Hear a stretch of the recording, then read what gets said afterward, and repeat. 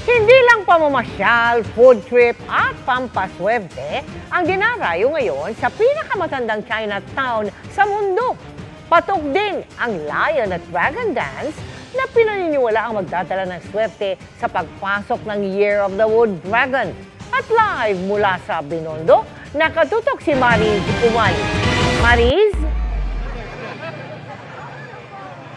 Kyong Hiwat Chimel, ito na nga ang ikangay, the great comeback ng Chinese New Year celebration sa tinaguri ang oldest Chinatown in the world, ang Binondo, Maynila. Ngayong balik na ang lahat ng mga aktibidad at mga programa para sa pagdiriwang ng Chinese New Year. At kitang-kita nyo naman kung gaano kasaya at kapuno ang mga kababayan nating dumayo sa buong maghapon dito sa Binondo, Maynila.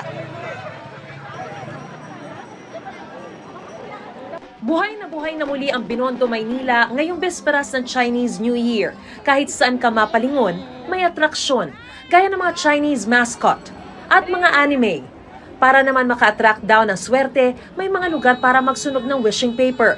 May kukuhanan din ng kristal na may iba't ibang hatid umanong biyaya. At pwede rin magsindi ng insenso. Pero ang pinaka-inaabangan at nagpapatigil sa halos lahat ng namamasyal, ang pagtatanghal ng mga Lion Dance at ang bida ngayong bagong taon, ang Dragon Dance. Year of the Wood Dragon kasi ang 2024. Ayan ang pinaka-the best sa symbol po, ma'am, na ilalabas natin ang kapangyarihan ng dragon. Ano ba ang kapangyarihan ng dragon? Nag-a-attract po siya ng lahat ng klaseng swerte sa ating buhay. Tatablahin namin lahat ng sakit ikig, sabihin nun. The importance of the celebration kasi dito mo makikita yung pagkakaisa, yung unity, teamwork, and the spirit of welcoming the new year. Ang 5 taong gulang na batang ito, nag-costume pa ng pang-Lion Dance. Ni hao, my name is Ethan Nagila from China. It's bringing good luck. Siyempre, hindi mawawala ang pagbili ng iba't ibang Lucky Charms na pinaniniwala ang magdadala ng biyaya sa bagong taon. Siguro nakikita nila yung lucky na na-enjoy sila. Tapos nakakatulong din sa pag improve or to enhance din yung prosperity and the quality life. Mabenta lalo ang mga tikoy, popya, mooncake at mochi. Pagiging matamis para sweet kayo sa family the whole year round. Yung pagiging malagkit, pagdikit ng swerte, tsaka yung close family ties. Pangatlo po yung pagiging bilog. Yung pagbilog naman, it signifies walang kanto, walang problema, tsaka hugis pera. Ang pamilyang ito lumuwas pa mula Cebu para makisaya sa selebrasyon ng Chinese New Year sa Binondo at ipagdiwang na rin ang kaarawan ng isa sa kanila.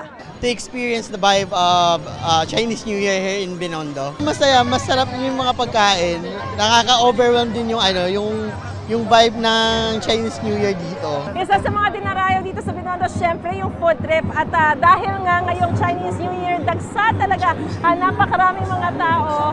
Ang ilang mga negosyo, naisipan na lang na maghanda ng mga pagkain na pwedeng dalhin kahit saan para syempre masulit ang pamamasyal, pamimili habang kumakain at hindi na kailangan maghintay sa napakahabang mga pila sa iba't ibang mga restaurant. Ayon sa Manila Police District, aabot sa mahigit kalahating milyon ang daragsa rito sa Binondo para sa Chinese New Year.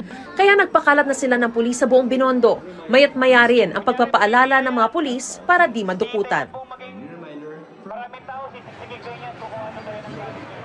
Mel, full blast na nga mga aktibidad at kung saan tampok pa mamayang hating gabi ang engranding 12 minutong fireworks display sa Jones Bridge para sa countdown to 2024 at bukas naman po ay gaganapin ang Grand Parade na magsisimula ng alas 2:30 ng hapon. Mula rito sa Binondo, bumabati kami lahat sa inyo ng Happy Chinese New Year!